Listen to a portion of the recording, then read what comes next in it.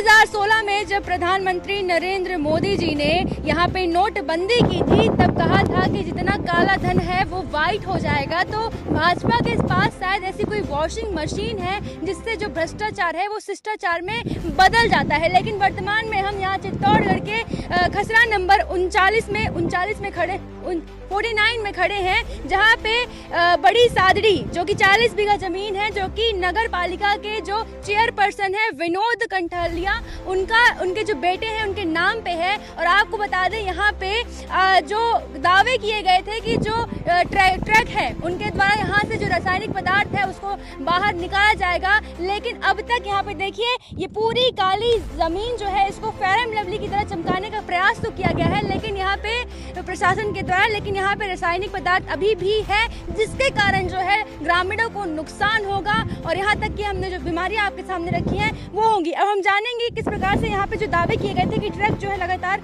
इन रासायनिक पदार्थों को बाहर ले जाया जा रहा है, क्या वाकई ले जाया जा रहा है, ऐसा कुछ है क्या?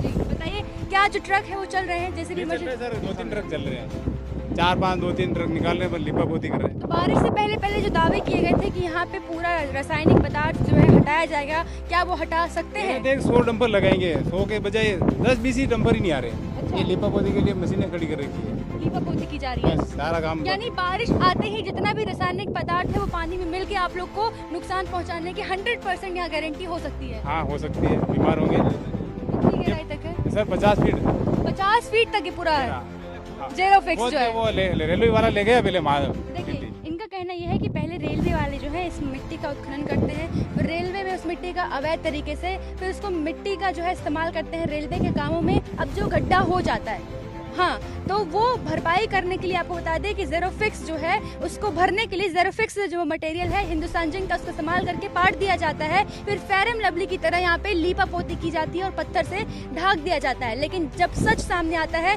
तो ये भी कहते हैं कि हम ट्रक के द्वारा जो है जितने भी रासायनिक पदार्थ है उसको बाहर निकालेंगे बारिश के पहले, ताकि ये जो पदार्थ है वो पानी मिश्रित होकर जहर न बने। लेकिन ये भी झूठा साबित हो रहा है।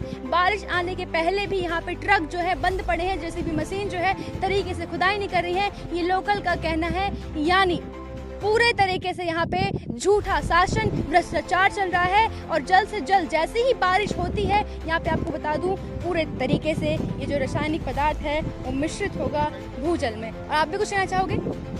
ये यहाँ पे करीब 20 बीघे पे ये मिट्टी पड़ी हुई है, ये जहरीला पदार्थ, और यहाँ जैसी बारिश होगी और 40 बीघे पे पड़ी हुई है करीब जो ये जैसी बारिश होगी ये पानी सारा पिंडरी बांध में जाएगा। पिंडरी बांध में पानी जाएगा तो वहाँ की जितने भी मछलियाँ वगैरह सारी मर जाएगी, जो जीव जानवर सारे मर जाएंगे, खेत खराब होंगे, ये बहुत ज़्यादा नुकसान होगा।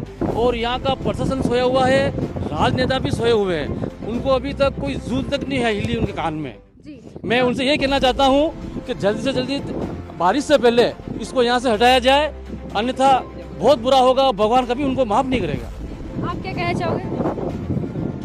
जी जी देखिए, यहाँ पे जिस प्रकार से जेरो फिक्स डालने के बाद यानी जहर डालने के बाद जो ढकने का, पाटने का, छुपाने का काम किया गया है और खुद चेयरपर्सन के जो है नगर पालिका के उनके बेटे द्वारा ये जमीन है आवंटित, सब कुछ यहाँ मिक्सअप चल रहा है। देखिए, ये जो जमीन है बड़ी सादड़ी के नगर पालिका चेयरमैन विनोद जी कंठालिया, जो कि भाजपा के, आपको हम सब जानते हैं कि भाजपा से वो नेता है। बिल्कुल, वो नेताजी हैं और हमारे बड़ी सादड़ी के चेयरपर्सन है, बड़ी सादड़ी के नगर प्रथम व्यक्ति कहलाते हैं। तो इन्होंने ये जमीन खरीदी 50,000 रुपये बीघा में, और यहाँ से एक बीघा में से लगभग 50-50 लाख रुपए का मलबा, 50-50 लाख रुपए का ये ग्रेवल निकाल करके रेलवे को बेचा। यानी कि इन्होंने कम से कम 5-25 करोड़ रुपए इस जमीन से कमाए, और इस जमीन को लगभग 50-50, 60-60 फीट तक गड्ढा किया, और इसमें लगभग 4 खातेदार हैं, और ये पूरी 40 बीघा जमीन है। देखो चारों तरफ आप देख सकते हैं, मतलब नीचे पानी आने लग गया। नीचे जब ये खुदाई हो रही थी तो पानी आने लग गया, और पानी आने के बाद में इन्होंने देखा अब क्या करें, तो ये जिंक का जो मलबा था, भोली भाली जनता है यहाँ पर, इनको पता ही नहीं। उन्होंने देखा कि इतने बढ़िया मिट्टी है, शानदार, तो ये रेलवे की आड़ में यहाँ ला करके इसको डंप किया गया। और डंप करने के बाद में उनको, जब हमने ये मुद्दा उठाया पहली बार 26 मई को जब ये मुद्दा उठाया गया, तो इन्होंने रातों रात ऐसे डंपर भर भर करके, ये जो आप देख रहे हो ऊपर, इन्होंने लिपापोती करके इसको आधा फीट इसके ऊपर मिट्टी डाल दी। कि ताकि लोगों को पता नहीं पड़े। लेकिन ये मामला खुल गया और ये जितने भी ग्रामीण हैं, बहुत जागरूक ग्रामीण लोग हैं। ये सब बड़ी सादरी में जब हमारा धरना प्रदर्शन चल रहा था तो यहाँ के लोग सब वहाँ आए और उन्होंने हमें चेताया कि भाई हमारे यहाँ भी इतना मलबा पड़ा हुआ है। यानी हम जो देख पा रहे हैं वो सामने, हमें ये भी नहीं पता कि अभी यहाँ पे कितने डंपिंग यार्ड बन चुके हैं हिंदुस्तान जिंक के, या कुछ खुफिया होंगे, कुछ सामने आ गए हैं। आप देखिए यहाँ पे 40 बीघा जमीन, तो वहाँ पहाड़ खोद कर फिर उसके बाद जिंक का जो रासायनिक पदार्थ वो भर देना और उसको छुपाने के लिए पोट पाट करना। यानी देखिए कितने लेवल पे भ्रष्टाचार चल रहा है। सच में जो भ्रष्टाचार है वो शिष्टाचार बन जाता है वॉशिंग मशीन के द्वारा, जो कि यहाँ के नेताओं के पास होती है और असलियत छुप जाती है। लेकिन असलियत आज हम आपको बता रहे हैं कि अरावली की पहाड़ियों के उत्खनन हो और चाहे यहाँ पे आप देख लो कैसे प्रकृति को नुकसान करने की बात हो, सब कुछ आपके सामने है।